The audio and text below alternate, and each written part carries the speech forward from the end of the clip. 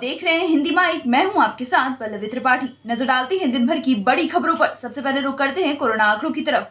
देश में पिछले 24 घंटे में कोरोना के कुल 43,393 नए मामले सामने आए हैं, जबकि 911 लोगों की मौत हो गई। वहीं कोविड से ठीक होने वालों की संख्या 44,459 रही।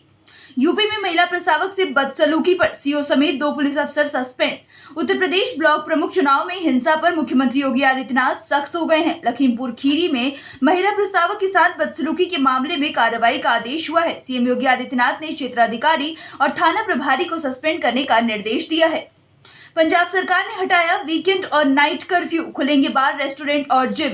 मुख्यमंत्री कैप्टन अमरिंदर सिंह ने कहा कि स्कूल बंद रहेंगे, लेकिन कॉलेज, कोचिंग सेंटर और अन्य शिक्षण संस्थान डिप्टी कमिश्नर की अनुमति से खुल सकेंगे। इसके लिए जरूरी होगा कि सभी टीचिंग, नॉन टीचिंग स्टाफ और छात्रों को कम से कम 2 सप्ताह पहले वैक्सीन की 1 डोज लगी है। इससे संबंधित सर्टिफिकेट जमा कराया जाएगा। दिल्ली एचसी ने खारिज की लोकसभा स्पीकर के फैसले के खिलाफ चिराग पासवान की अर्जी। दिल्ली हाईकोर्ट ने एलजेपी नेता चिराग पासवान की उस याचिका को खारिज कर दिया है, जिसमें उन्होंने सदन में पशुपति पारस को पार्टी के नेता के रूप में मान्यता देने के लोकसभा अध्यक्ष के फैसले को चुनौती दी थी।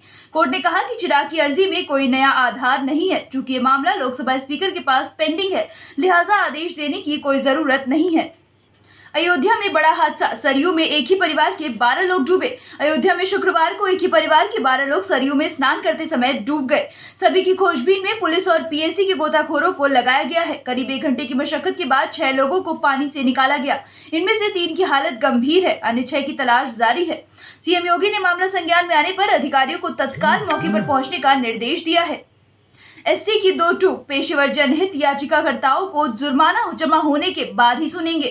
सुप्रीम कोर्ट ने कहा कि ऐसी याचिकाकर्ताओं की याचिकाओं पर तब तक सुनवाई नहीं करेगा जब तक कि वह उन पर लगाए गए जुर्माने की राशि जमा नहीं कर देते।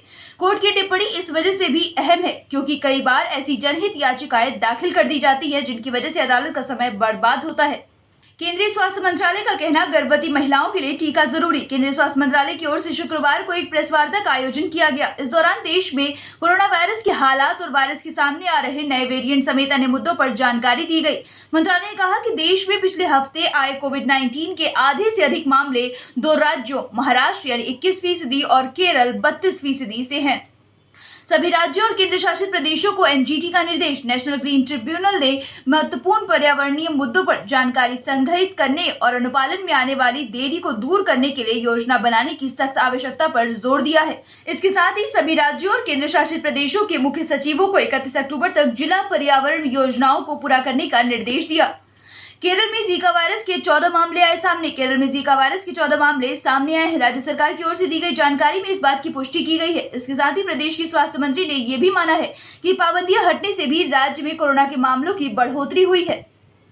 तालिबान को बढ़ावा देने पर पाक पर बरसा अफगानिस्तान। पाकिस्तान द्वारा तालिबान को समर्थन देने की बात आने पर भारत में अफगानिस्तान के दूत फरीद ममुंदजी ने पाकिस्तान को आड़े हाथों लिया है। समाचार एजेंसी एएनआई से बातचीत में फरीद ममुंदजी ने पाकिस्तान को स्पष्ट चेतावनी देते हुए कहा कि पाकिस्तान को समझना चाहिए कि बारिशों से दोस्ती अच्छी नहीं होती। फिलहाल इतना ही। खबरों का सिलसिला यूं ही जारी रहेगा। देश और दुनिया की तमाम खबरों के लिए बने रहिए हमारे साथ और देखते रहिए हिंदी माइक। अगर आप हमारी वीडियो YouTube पर देख रहे हैं तो चैनल को सब्सक्राइब करें और अगर Facebook पर देख रहे हैं तो पेज को लाइक करना ना भूलें।